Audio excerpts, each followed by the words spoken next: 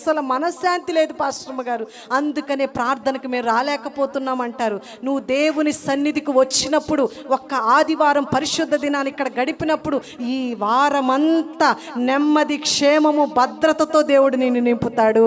హల్లెలూయా. ఒక్క దినము గడుపుట 1000 దినాల కంటే. చాలా మందికి ఈ ధన్యత తెలియదు. నెమ్మది ఎందుకుంటలా, క్షేమం ఎందుకుండట్లా? అడుపోయినోడు ఏదో దెబ్బ తగిలించుకొని వస్తున్నాడు, ఇటు వెళ్ళినోడు ఏదో బాధ కలిగించుకొని వస్తున్నాడు. ఎందుకు ఈ కలవరాలు? దేవుని సన్నిధికి నువ్వు వస్తే, ఒక్క దినము పరిశుద్ధ దినాన నువ్వు ఇక్కడ గడిపితే, ఆ వారమంతా నీ నగరుల్లో ఏముంటుందండి? క్షేమము, నెమ్మది, అన్నిటినీ కలగచేసేవాడు ఎవరు?